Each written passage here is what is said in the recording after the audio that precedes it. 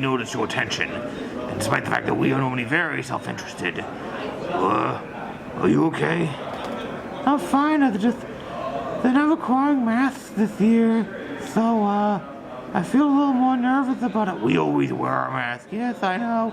You always wear your mask. That's good for you. Thank you for your service and all that. Anyway, I just don't know if I want to touch the game controllers, and I gotta go find some hand sanitizer.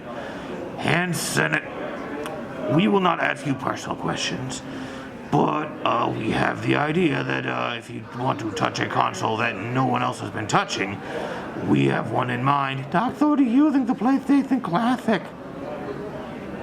Why? Where's Escape? Where's Tomb Raider? Where's Tombi? Where's bloody Crash Bandicoot? Well, we did not see that one coming. Hello! Now, you guys can tell me about your game, but I must tell you I'm deeply afraid of murderers, clown murderers, and unparalleled four-player game. So what's the game about? I'm interested. The game's about trying to survive against these murderous killer clowns that are invading. So you are either playing as the humans, or you're playing as the clowns themselves. Humans, please. Humans, please. Well, the humans have to escape the map. They have to find and discover various escape routes and then find different items to then escape with. So it's about survival and trying not to get cotton candied or killed by these clowns that are chasing you down. Ooh, I like cotton candy. It's not this type of cotton candy. Uh-oh. Yeah. Everything is ruined for me. So, is this like online? Is it multiplayer? Yeah, it's an online asymmetrical multiplayer game. There's 3 clowns versus 7 humans. We have crossplay. We're on PC, PS5, and Xbox Series S and X. And yeah, you'll be able to matchmake and play with people. We have proximity VoIP, and it's a lot of fun. Cool. You haven't said anything yet. It's because he keeps on talking the whole time. Oh. He doesn't know how to balance it out. Fight. He's so starstruck. Oh. He's like, Jordan's a huge fan, so it's... Well, the one thing we know from this game is the most important thing is maintaining the rights to your IP. That's what's really important. Agreed. Yes. Totally agreed. We work with the Kyoto brothers all the time with it, actually, who are the creators of the game. So when they're giving us the stamp of approval, I think that we're keeping it pretty close to the IP. Hey, very cool. So, what's this game about? It's an action visual novel, or this is how we call it. It's a mix of visual novel and shoot 'em up. As you can see, it's anime HG aesthetics and a story that also is a romance, because this is about girls that can turn into airplanes, and you are the pilot of them. Oh gosh. I mean, with the word kamikaze, it all sounds very tragic. I mean, is that what happens? You fall for one of the girls and then she leaves forever to, explode? So actually, kamikaze, the divine wind, has meaning in the game. It is not just a silly title, and the meaning is very serious, because despite the, kind of funny premise that the girls turn into airplanes and you're the pilot, the game has a very dark story with a lot of branching choices, and it comes out later in the game. Gosh, it sounds awful sad. I don't know. I know it's a little easy to do like an anime dating thing where everyone loves you, wants to jump your bones, but this just seems, Oh, it's not bad. It's actually a fun game. Well, I guess, yeah, cool. I'd like to pretend someday that someone somewhere likes me. That'd be cool. Well, you can get a girl that turns into a airplane like you. Not only you can take her on a date, you can fly off to the sunset together, literally.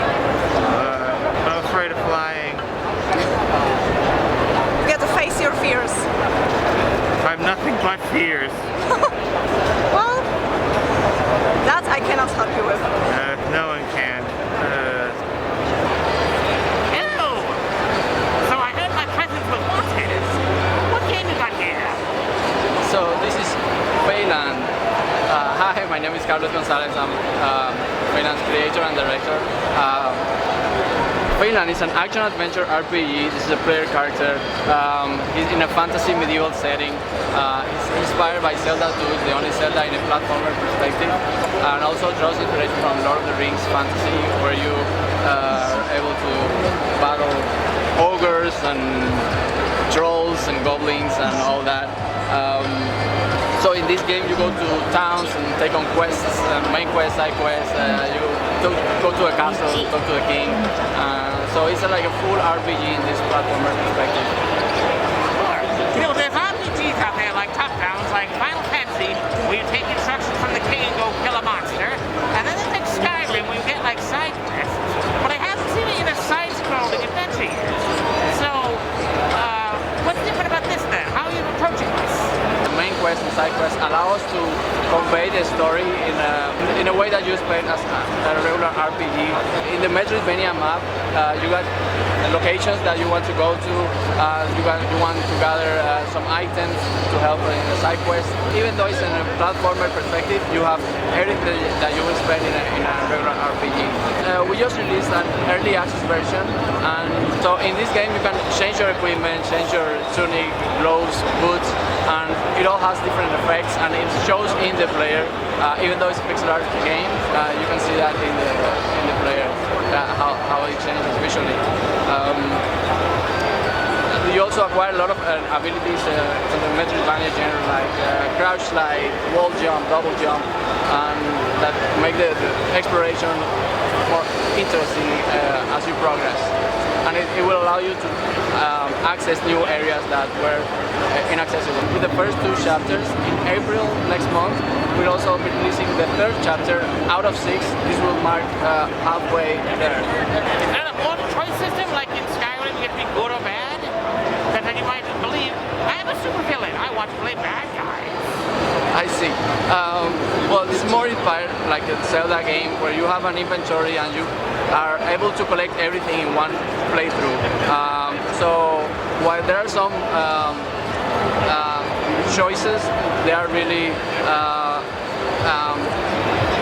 they may be interesting, but there is no like really branching how all characters see you and all that. It's a little bit lighter and friendlier in that sense. Oh, man, I wanted to be bad. I wanted to be evil, like always. Never mind. So tell me about your game. So we are Astro Duel 2.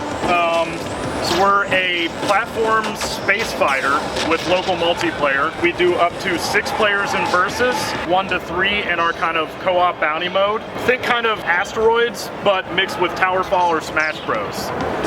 We're currently available on Nintendo Switch, as well as Steam and Epic, both for Windows and for Mac operating systems. What happened to Astro Duel 1? Never heard of it. So it was started as an iPad game, and that was just kind of top-down combat, so it looked more like 6-player Asteroids. We also did a release called Astro Duel Deluxe for the Nintendo Switch, and then decided with Astro Duel 2, we wanted more than just the spaceships, but also some of the platforming action, newer art, more characters, weapons, and also added mod matches too. Okay. I heard you say local multiplayer. Do you have online? You said it was for the iPad. We do not have online. Our first game was for the iPad, but it was designed as like a cocktail arcade style, so you could set it on the table and play it from any angle. And the first one was only 2 buttons, so you could, you know, play on a corner of a screen. With this one, we designed it with controllers first, but wanted to make it basically local and make the best game we could to support it, as opposed to trying to add multiplayer to our custom engine that we built this in. Yep. Would you like one? Sure. No one's wearing masks anymore, so I can do this again. Great. Thank you very much. Excuse us. Double Batman from Double Batman News. What is this BMX thing you're doing here? It's a kind of a mashup between a kind of Tony Hawk style game and a skate style game, that kind of mid-ground between arcade and sim. Just trying to capture some of the magic of the old school BMX games whilst modernizing it slightly. Well, that's what we wanted to talk about. We remember playing like the Dave Mirra games back in the late 90s or 2000 maybe, and they didn't hold a patch on the Tony Hawk games and skateboards. So that tells us that skateboards are cooler than bicycles. So if you got something to say about that, make your case for this game. I think they're both cool. I think the BMX games definitely suffered slightly. Tony Hawk did incredibly well. I think they nailed the mechanics in the Tony Hawk games, and the BMX games maybe didn't nail them quite so much, or tried to use the control schemes from the skateboarding games and apply them to the BMX games when it didn't necessarily make sense quite as much. So what I'm trying to do as a BMXer myself is apply a control scheme that really makes sense for a bike game. Well, that's what hurt a lot of the other skateboarding games, was they had to come up with different control styles, like Grind Session, one of the other ones. Then they had that Disney skate game, which was just Tony Hawk with Disney. That did okay. So that might be the right approach. Yeah, well, I hope so. Yeah. Alrighty. We cannot wear helmets. We already have a mask on. Oh, you can wear a helmet if you want. There are helmets. You can customize your character. Our heads. The helmets won't fit. I don't have any pointy ear helmets, I'm afraid. Oh, dang. Wow.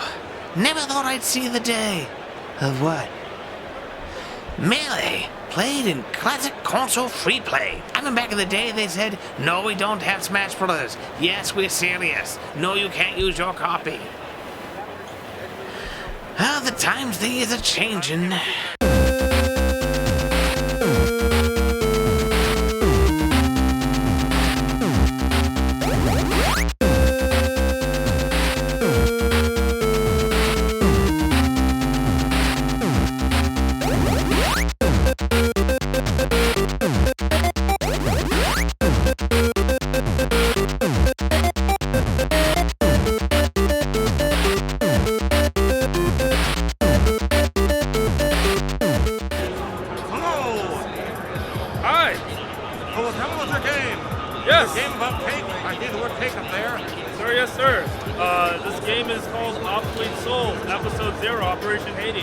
Essentially, this game is a fast-paced beat-em-up inspired by other games like Streets of Rage, mixed with like the more high-octane combo actions like from Devil May Cry 5 and MVC2. You essentially play as 3 characters trying to find the Queen's daughter, and it's influenced by Haitian culture. So we'll be traveling across Haitian-inspired areas, both fantasy and non-fantasy, as you try to find the missing daughter.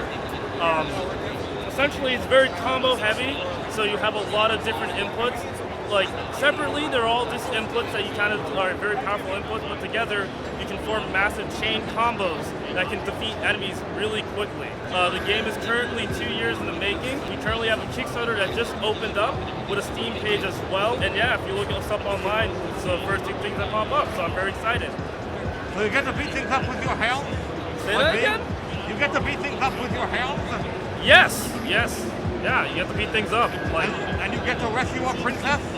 Oh yes, you do get to rescue a princess. I guess we put it like that. Yeah. Sounds great. Let's do it. Awesome. Excuse us. No Batman news. Okay. Do I have to choose one or take both? No, we are together. We do not come separate, please. Oh, okay, fair enough. Yes. Hello. So what's this game you've got here? Yeah, it's a hack and slay rhythm game called Beat Slayer. You're destroying hordes of robots to the beat. Yeah, that gets refreshingly to the point of it. Beat Slayer. Yeah. There are beats, you slay. Exactly, that's what the title means. It is set in the beautiful city of Berlin, which is also where our studio is located. And you're destroying these robots to techno beats, reminiscent of Berlin. You're playing as Mia, a crafty tinkerer who just wants to save her brother and saves the whole city in the meantime. She's saving people, like saving innocent people? Yeah, she's saving innocent people, just like you, Batman. We are double Batman. Double Batman, There is sorry, two double of us. Batman. Do not forget it. but that is good. We prefer to play as the good guy when we can, and we punch bad guys. Yeah, you're definitely gonna be the good guy in there, and you're gonna beat the bad guy to the beat. We have a problem. We cannot dance despite our 4 feet. Oh, you have 4 left feet. Yeah, I hear that. But you don't have to dance. I mean, it is helpful to keep track of the beat, but you definitely just have to listen to it, get in there, get in the flow, and then you're gonna enjoy it. You don't have to dance. Hey, we do have 4 ears, that does help. Definitely. My name is Princess Candy, how are you? I'm doing a lot better now that I'm here with you. Wow, I feel better. I want to hear the game about giving people encouraging words or something.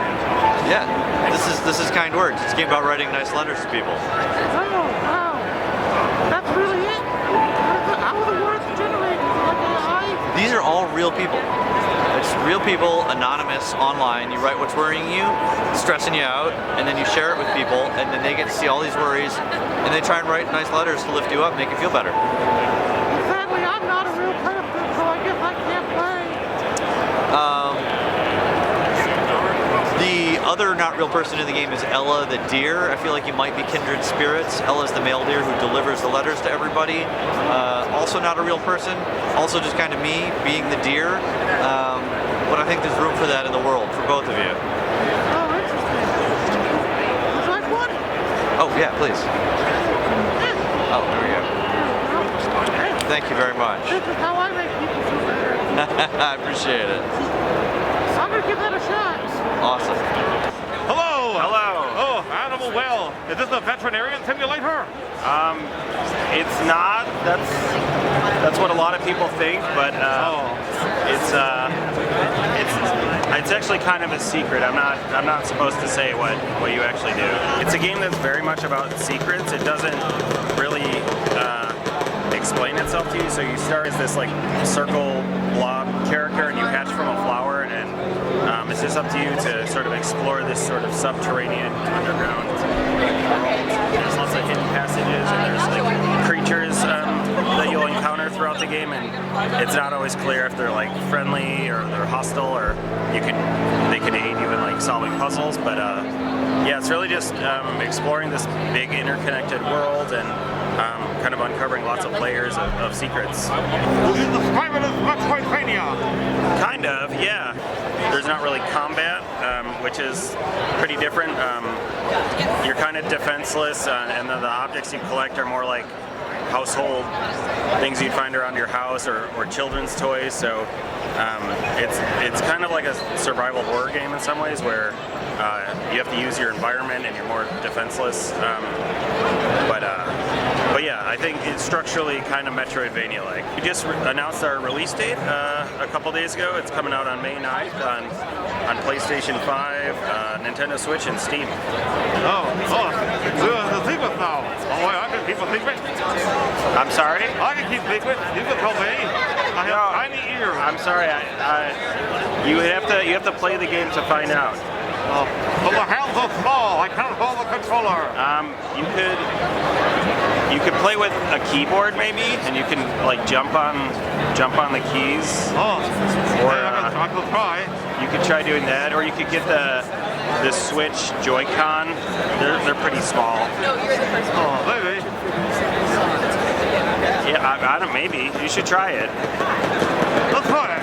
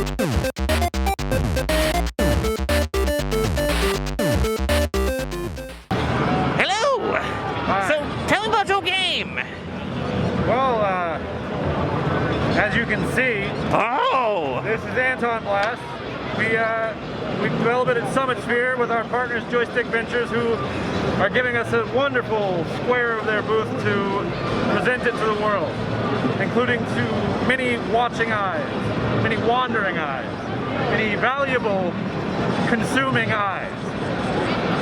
I don't have any of those. I just have the regular one that blink and cry a lot. So what do you do in this game?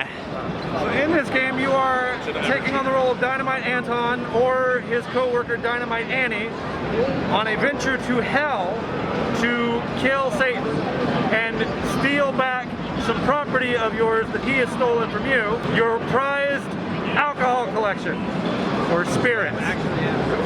So throughout the game, Anton and Annie progress to hell and they blow up all of these wonderful, awful worlds, and they get Anton's spirits back from the actual devil. Ooh.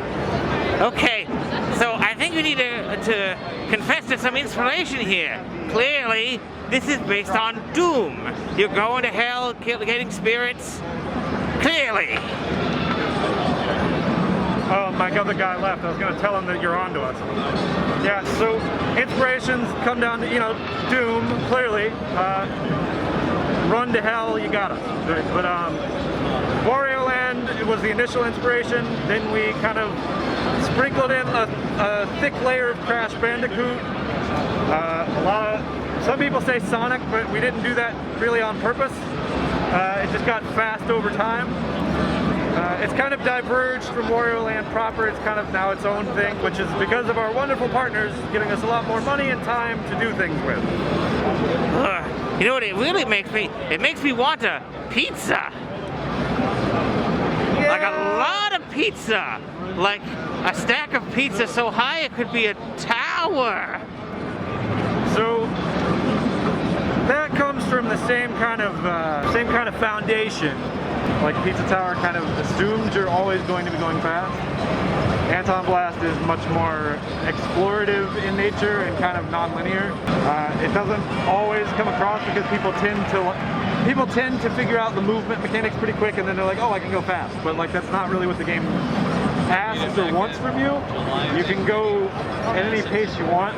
Pizza Tower tends to focus on like puzzly mechanics, like each level kind of has like you'll get like a gimmick, but you really kind of only see it in that level, like when he turns into the pizza box or whatever and flies. Like our stuff, once it gets introduced, tends to bleed forward into every level after that. Are you saying to me that this is a retro-style Metroidvania? Not really Metroidvania, there's Metroidvania elements. Like the level design, especially in like Boiler City, which is the first level, it's very, very, very explorative. So like there's like side rooms everywhere. Many people have that inclination when they roll up on it, but then when you actually get it in your hands, you realize it's not very pizza-y, and it kind of goes more lateral than towering. It goes a different direction. It goes down to hell. Yeah, well, there you go. It actually does go, yeah, you're right. All right, you've sold me. Well, that's one copy. Oh no, now I gotta go find money. I didn't win a job. Oh no. Excuse us. Double Batman from Double Batman News. What is this game you've got here? This game is Scramble Star Crossing. It's a competitive puzzle game with story modes and ranked play. So we see a lot of these kind of classic style puzzle games going through here. But what makes yours stand out? How is yours different from like a Tetris or a Dr. Mario? Well, we have a unique style in which there's two boards on the left and right. They're coming towards the center, and you can use your special abilities to knock back the stars and send devastating effects to your opponent. Are you going to have another version where it gets rebranded and covered with Yoshi's Island stuff? That in the future? Potentially. I mean, we love Yoshi's Island. We love Tetris Attack, featuring Yoshi, of course. So yeah, we're hoping to have different skins for the game as well. So maybe one day you'll see a collab with Nintendo. Oh, that would be pretty cool. I didn't know you're such a huge fan of puzzle games, Batman. It's somehow double Batman. Remember, Double there are Batman. two of us. Got two sides. It somehow worked out that way. We're not sure how. Does one side like puzzle games, the other side likes hardcore first-person shooters? Or Why would one of us like one thing and one of us not like the other? Well, you have blown our minds. Whoa. Hello! Hey there, how you So doing? what's wrong with your sign? So my name is Robert. I'm here showing a game of Cosmo Pirates, which is totally not readable from the stand we have because of the printing errors. But yeah, Hey, what can you do? we can fix that in post. Hang on. You do something. Flip the picture. Huh? Okay, yeah, now they can read it. We can flip the picture, yeah? Yeah, there we go. Wouldn't that flip the game as well? Oh, no. Yeah, so it'll be all right. So tell them about the game. It's a sci-fi comedy, deck builder, roguelike. So basically that's a game where you explore the universe, gather your deck of cards and items and crew and basically ships, and then you fight against nasty space pirates, have a lot of other adventures, and hopefully in the end you become the space overlord yourself and rule the galaxy with your iron fist. Okay, are you playing as a pirate too, or are you fighting the pirates? So you're fighting the pirates, but I will spoil the game a little bit for you. But in the very end, after you defeat all the pirates there are, you figure out like, hey, I'm the biggest badass in the whole galaxy, so I will become the pirate myself. And then your character, like you lose your character, and it becomes the final boss for your next gameplay. So eventually you're playing against your own self from the previous runs. That creates the bosses for the games. So if you have a very good idea and you find a nice build and you complete the game, then you have to figure out like how to fight against your own idea and create a new build that will overcome your first character. So you live long enough to become the villain, just like me! Basically, yes. Yeah, that's the main premise of the game. Exactly. You live long enough, and then you become a villain. Yeah. Love it. Awesome. Hello. Hi. So what's this about? Co-op? Womp. Womp. Womp 2. Womp 2? Yeah, so this is as if the... Here, I'm going to reset it up here. Okay. It's as if the ball from Pong escaped the tyranny of the paddles it's been under for so many years and goes on its own adventure of self-discovery. Okay. We start as the ball, but we have this ability in our sequel here to charge up, and then we can break the other paddle or interact with other things throughout the game that are blue. So it's a puzzle game, adventure game, where you only have really one button, which is this ability to change your vertical direction. Oh. So what have you been up to today? I mean, I've been kind of tired. Yeah. You know. Long weekend? Oh yeah, you know it. I just didn't expect to see something like this. It seems a little basic, but I'm sure it gets more complicated as you go. Is that how it goes? Yeah, I mean, like, sometimes the most fun things start off simple and they get complicated. Ooh. So, yeah, so as you progress through certain levels, you end up with all types of different obstacles. Here, I can jump to another level here. I don't know if you're seeing, we even have boss battles in the game, so we'll try one of the boss battles now. Is this the Dark Souls of Pong? Is that what you're saying? I guess so if you want to. I mean, I don't know how one defines Souls games anymore. Does Souls just mean difficult? Who knows? Well, you initially made the comparison, so I'm curious what you think. I don't play Souls games. I'm a big phony. Oh. And now everyone's gonna know. It's okay. My shame grows incredibly. Whoa, look at this. This is just you and I talking here. Yeah, no one will watch this. Ooh, I got both of them right there. That's a first for me. Now, this is a little bit difficult normally, but I may or may not have played this game a couple thousand times. So this is Quamp. I wasn't aware I was interviewing a toilet roll. That was kind of fun. Hey, oh, I'm still in it, huh? I'm still in it. Okay. Just gonna call me out, huh? Just because I'm a phony and I'm actual trash. You define if you're trash. That's not up to me. If you feel like you're trash, you're trash. If you don't, you can be anything you want to be. I've tried being things. I tried to be a clarinet and it didn't work. Would you consider yourself an influencer? Oh no. I'm more like a defluencer. People see what I do and they stop doing it. Really? That's why people stopped wearing hammer pants in the 90s. I started and they said, nope, we're done. It's awful. Hammer pants in the 90s? I think I'd pay to see you wearing hammer pants. Back then I had legs. I got rid of them because they were slowing me down. Turned out I was wrong. They were keeping me at a normal speed like normal legs do.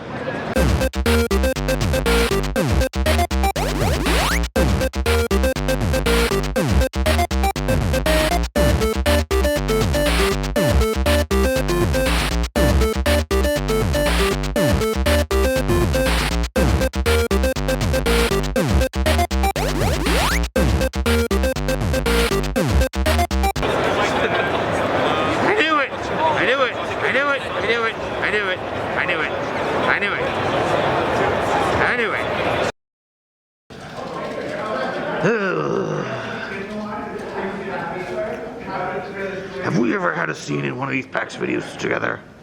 Oh, hello. Maybe we'll dub this over with something else later. Thought you were gonna pull out a hand puppet. We got Jasmine. Why does everyone call me that? Hello? Hello. Okay. Hello. Hello! So how about this game for animals? As well, it is the doctor, the veterinarian simulator. He makes the animals well.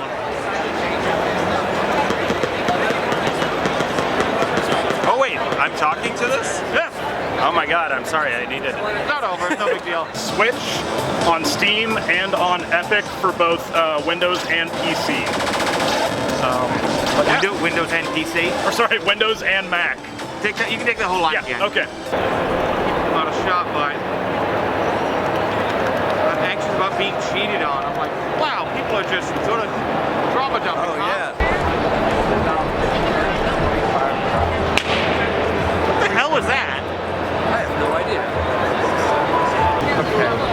Okay. Video going. Oh, that's gonna help. Come on with this. I just turned it on.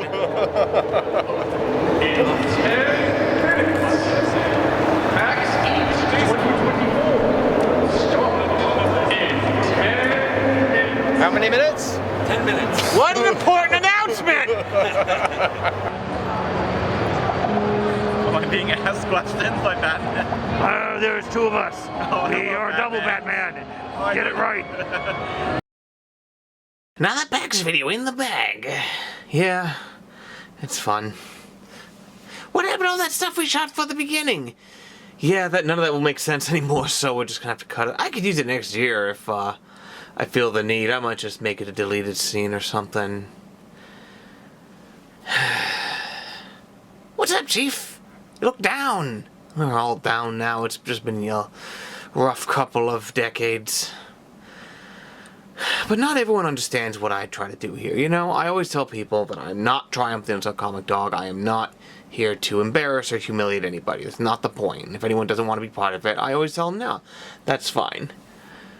But this year, if I wanted to do that, if I wanted to feed that gray wolf, I could have. I would have relished the opportunity, but that's just not what I want to do, alright? All I can hope is that next year, they don't have the capital to show up again.